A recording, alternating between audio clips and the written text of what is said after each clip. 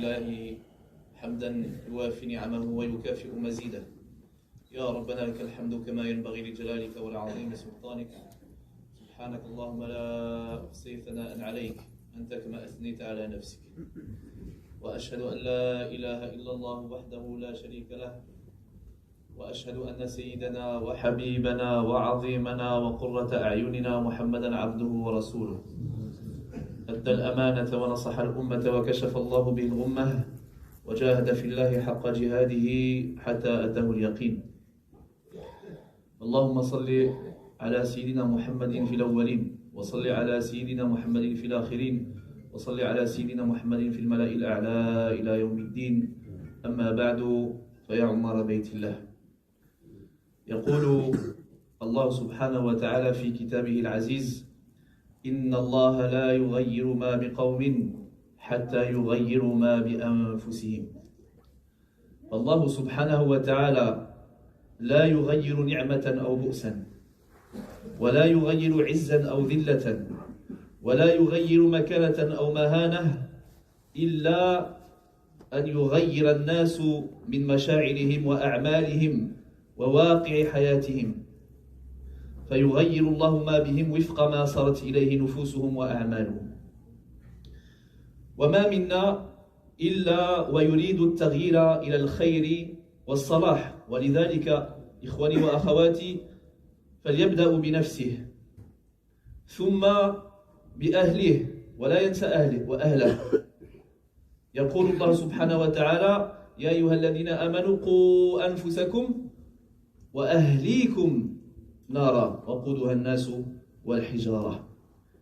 فيا أيها الرجل، يا أيها الزوج، دورك مهم جدا في أسرتك. وإذا بحثنا إلى الكمال البشري فهو سيدنا محمد صلى الله عليه وسلم، فنجد فيه الكمال في العقل، والكمال في الأخلاق، والكمال في الأدب، والكلام في حسن السياسة. وفلهذا نحن مدعوون من الله تبارك وتعالى إلى الاقتداء برسول الله صلى الله عليه وسلم. لقد كان في رسول الله أسوة حسنة لمن كان يرجو الله واليوم الآخر وذكر الله كثيرا. ويقول النبي صلى الله عليه وسلم: خيركم لأهله وأنا خيركم لأهلي. وقال بعض العلماء أن النبي صلى الله عليه وسلم كان في بيته يتحلى ب10 صفات،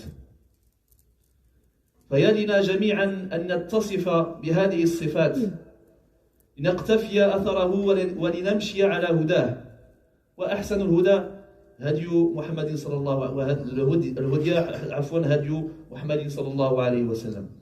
فلذلك أحببت أن أخطب بإذن الله سبحانه وتعالى فيكم خطبا تتحدث عن هدي النبي صلى الله عليه وسلم في بيته مع أزواجه.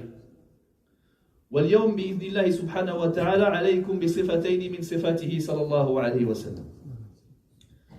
الصفة الأولى إخواني وأخواتي، كان رسول الله صلى الله عليه وسلم زوجا يحب زوجته، ويخبر أنه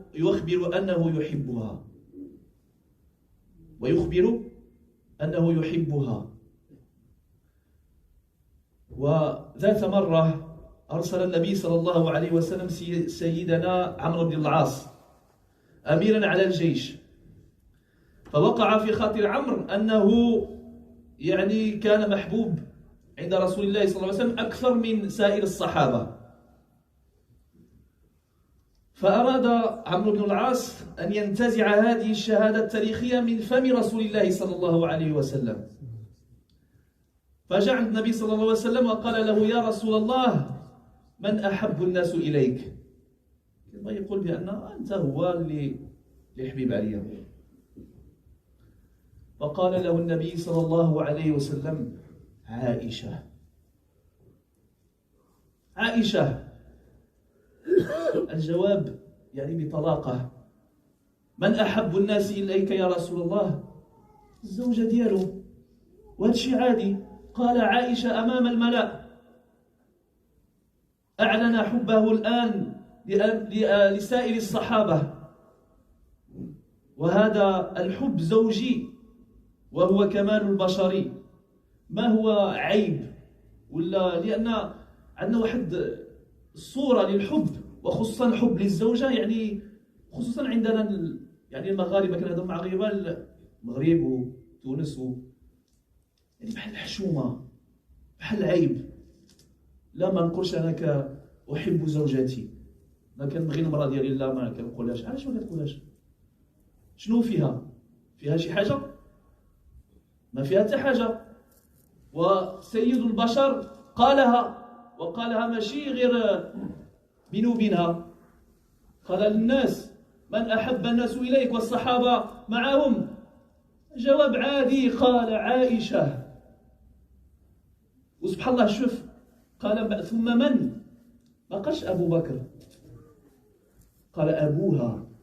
يعني حتى يعني الصحابي، حتى من عائشه رضي الله عنها قال ابوها، ما قالش ابو بكر. فالنسب رده الى عائشه رضي الله عنها. فالنبي صلى الله عليه وسلم كان زوجا يحب زوجته، بل كان يدعو امام الناس كما قلت، ويقول: الحمد لله الذي رزقني حب عائشه. هذا من حب المشروع والمبارك من الله عز وجل.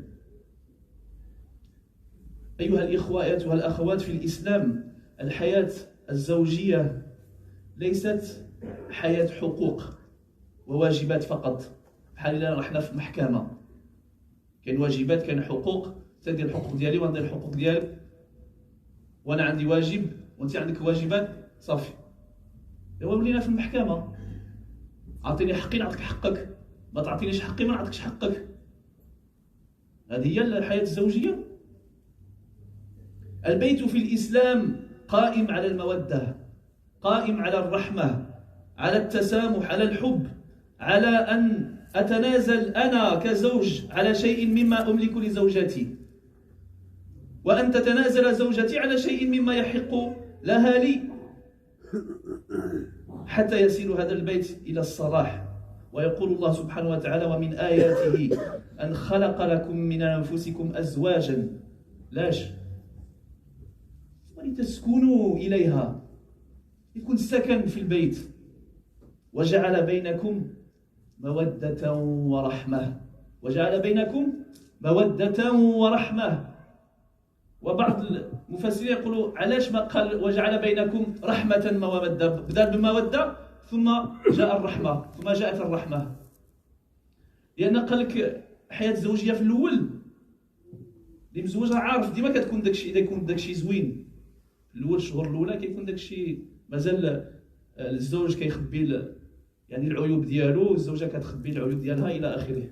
ولكن مع المدة ومع التعب ومع الأولاد ومع العيا إلى آخره كيبداو العيوب كيبانوا.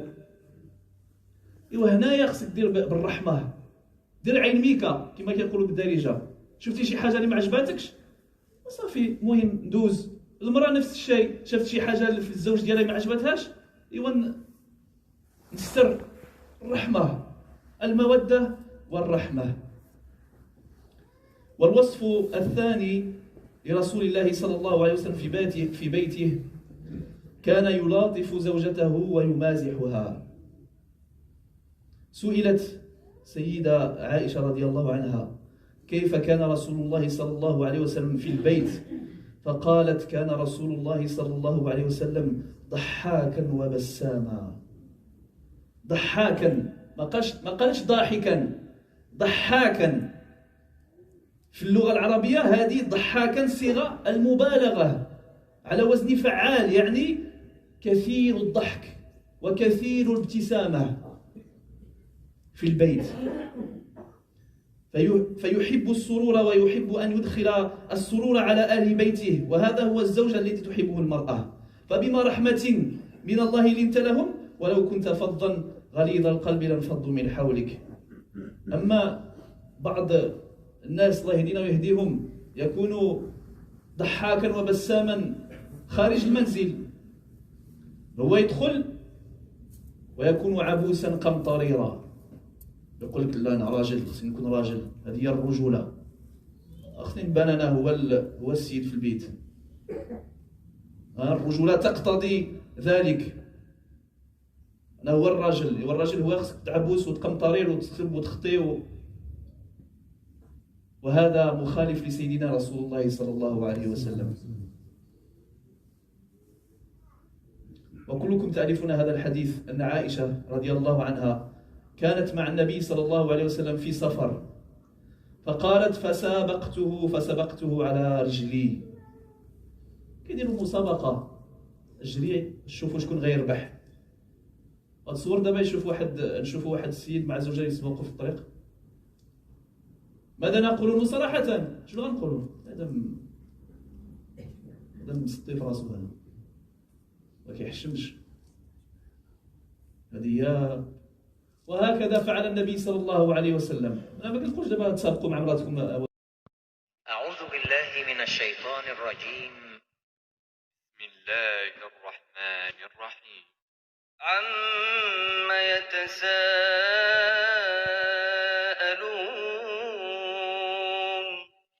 عن النبأ العظيم الذي هم فيه مختلفون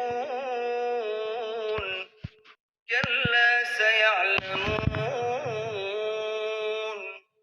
ثم كلا سيعلمون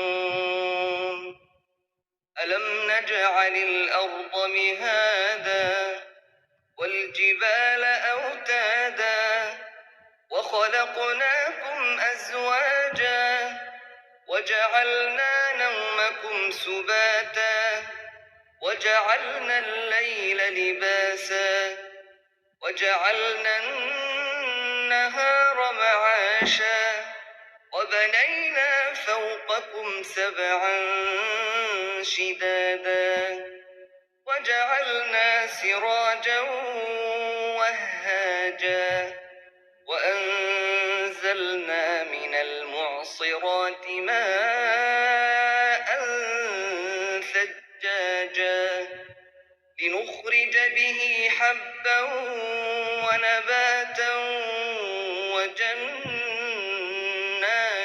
ألفافا إن يوم الفصل كان ميقاتا يوم ينفخ في الصور فتأتون أفواجا وفتحت السماء فكانت أبوابا وسيرت الجبال فكانت سرابا إن جهنم كانت مرصادا للطاغين مآبا لابثين فيها